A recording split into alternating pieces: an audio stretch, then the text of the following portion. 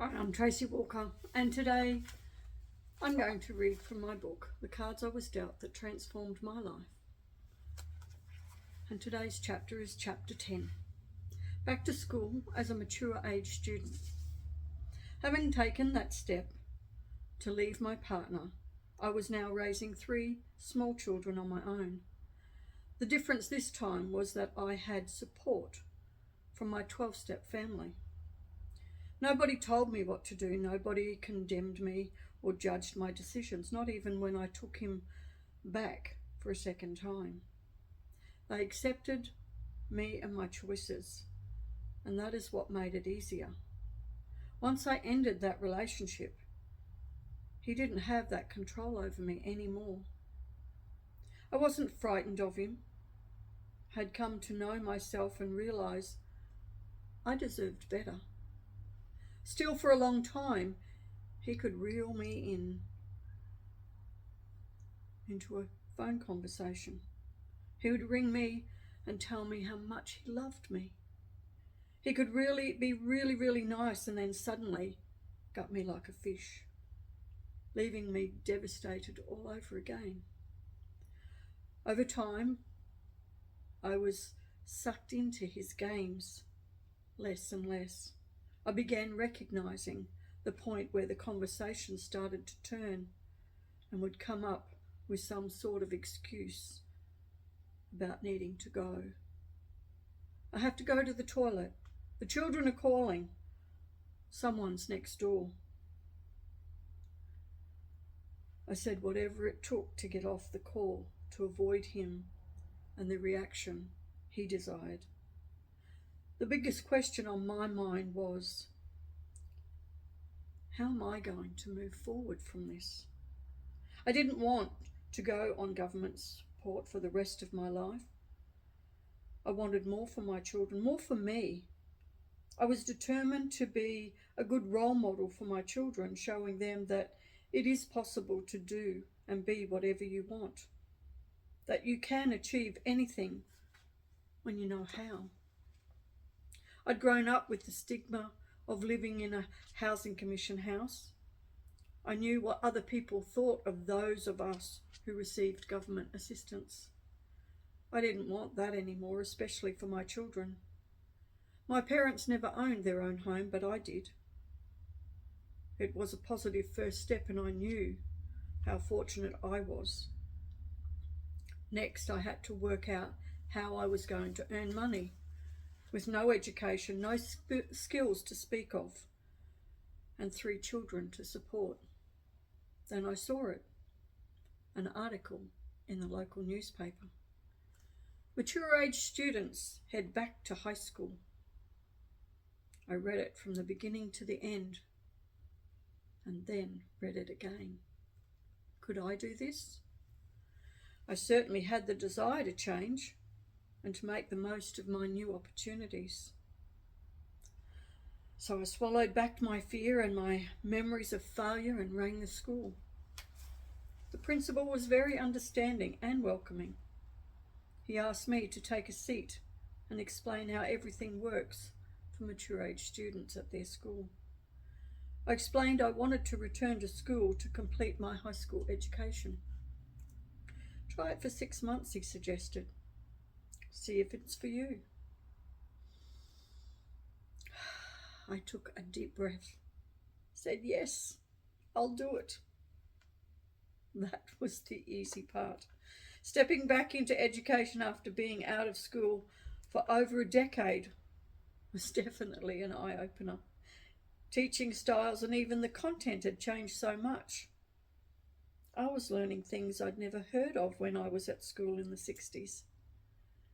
I wasn't the oldest mature age student. Ages ranged from mid-20s to 50 plus years.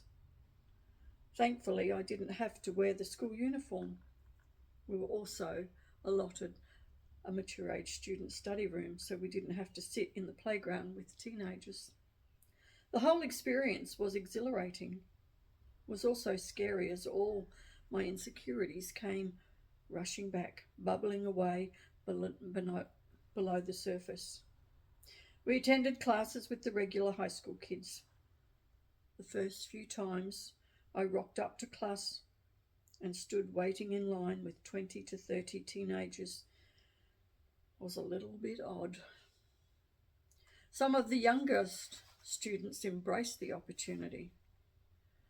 Others were not so thrilled. Some students refused to work with the oldies, and others loved it. Oddly enough, some of the students who refused to speak to me or work with me in a group would be totally friendly to speak to me outside of school. The complexity of human nature never failed to intrigue me. It wasn't easy, but having the time with other mature age students during lunch break was really helpful. One of my biggest hurdles was my first exam, all those childhood fears that came rushing up to the surface. You can't do this. You will fail. Get up and run out that door and never look back. That voice, that constant voice in your head, the very one that had controlled my life, was insistent. It wasn't giving up. It was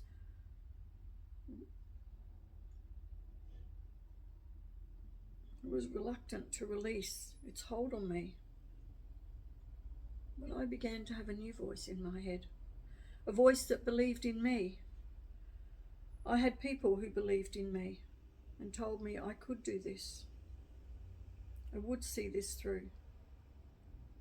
I'm so pleased I stayed planted on that seat, even with my heart racing and the constant negative voice in my head. I'm so pleased. I made a choice for me, a choice that would see me through to succeed. I breathed deeply and focused on exam questions, blocking out my inner fight, and I completed that exam. I had no idea whether I'd passed or not, but at that moment it wasn't that important. I'd won, no matter the outcome, because I had stayed and seen it through. That was the first time I stepped beyond my fear and challenged those old habitual thoughts that I had held me back for such a long time. I'd made the first step of many towards my future life. If I could do this, I wondered, what else am I capable of doing? My history would not define who I was now. There was a fine line to tread between being an adult and being a student. Determining right from wrong wasn't as easy as it may seem. One time we were waiting for the teacher to arrive. It got later and still no teacher. The right thing to do would have been to go to the front office and inform them we had no teacher. As the new kid on the block, however, I realised it was best to go with the flow if I knew what was good for me. I may have been an adult, but these students were still my peers, and acceptance was important. I stood with all the others and waited. Juggling homework and assignments with housework and caring for my children wasn't easy, but I was determined to see it through. Most of the time, my kids were fine with me being at school, although my daughter did not want me at the same school as her. You better be finished before I get there, she said, more than once. It'd be so embarrassing if you weren't. My middle son was also being problematic. It was nothing to do with me being at school, but that extra load added to the stress. He was having his own issues at school, and I was having to juggle his behaviours in the mix with everything else. Still, I pushed on for me and for my kids. I needed to show them, especially my middle son, that nothing could stand in their way if they were determined to achieve a goal. In terms of the work, there was content I'd never seen before. The standard was way more advanced than I remember. Reading was something I really struggled with.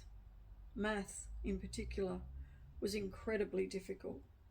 I couldn't seem to retain new information. The teacher's instructions and explanations would often go in one ear and out the other. Eventually, I decided I needed a math tutor if I was to have any hope of succeeding. It was one of the best decisions I'd made. My tutor was so helpful and understanding. The way he explained things made sense to me. More than anything else, he gave me new confidence and a mindset that I could do this. I recall that first exam I had to sit. All those childhood fears that came rushing to the surface. You'll fail. You can't do this. You'll be laughed at when you fail. Better get up and leave. All those thoughts kept running through my head. If I didn't have a different way of thinking, it's quite possible would have got up and run like another mature age student did. Instead, I stayed. I completed that exam and I kept going. I was amazed to discover I'd managed to score half a mark off full marks on my math test. Go on, one of the kids said to the teacher. Let her have full marks. The other students echoed the request. The teacher stood by his marking. I respected that, but I was honoured that the students fought for me. It was something I'd never experienced before. Each time I stepped beyond my comfort level, I grew in confidence. My English teacher set an assignment to do a book review. The fear rose in me, that little voice telling me I couldn't do that assignment, that I'd failed because my reading wasn't good. Previously, I would have sat there and let the fear consume me. I would never have had the courage to approach the teacher, to ask for help for fear to being ridiculed. But that was then. After class, I approached my teacher. I can't do this, I said. Yes, you can, he replied. I'll help you. He set me a task each night to read for 5 to 10 minutes. I was then to come to his staff room the next day at lunchtime and explain what I read. Breaking the task down into manageable chunks helped me get through. I'd never had anyone sit down and take the time to do something like that for me. I completed that book review. Another fear I had was public speaking. The idea of having to stand up in front of my class and speak on a certain topic absolutely terrified me. Luckily, the scope of the topic was very, very broad, so I selected something close to my heart: living with domestic violence. My teacher was amazed. For someone so quiet, she said, "Your speech was amazing. Who would have thought I could do all of these things?" But I did. I graduated high school at the age of 33. At graduation, I received the Commerce Award and a wonderful reference. Tracy is a highly respected adult student whose dedication and commitment to her personal goals is exceptional. Tracy has managed to confidently deal with the demands of study alongside her family commitments. Trying to get an education as a mature age student is not easy at the best of times. When you're the sole parent of 3 school-age children, it's harder. It's a real balancing act. At times I wanted to throw in the towel because it was so hard navigating everything on my own. I'm so glad I didn't. And the reflections on that. I'm always astonished how our childhood imprints impact our thoughts as we go through life. I believed I did not have the ability to do anything other than a clothes sorter. I believed I wasn't deserving of anything more. How wrong I was. For me, this thinking was generational. It was part of a cycle of thought I'd been born into. I was determined to break this cycle for my children. Of course, they'd also been affected by already living in the same environment as I had for the majority of their childhood. Blame is something you can't afford to entertain. I used to blame myself, but have learned not to anymore. If you don't know anything different, you can't change things. The learning curve was huge. Was I doing the right thing or the wrong thing? All I could do was try. If I failed, I had to try again. Having a sponsor to support me in the 12-step program was wonderful because I no longer felt alone. I had someone to reason things out with, someone who listened, and someone who allowed me to make my own decisions.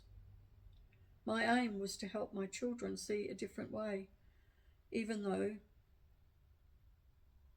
like I was before them, they were so comfortable with the status quo. And I'll leave you with this. Think about your status quo. Are you comfortable with the way things are? Or are you ready to do things differently and move forward to improve outcomes? Making that decision is the first step. You deserve more and can have more. You have the power to change your outcomes if you are ready and willing to step beyond what you know. And I'll leave you with this quote from Mary Morrissey. You have the power.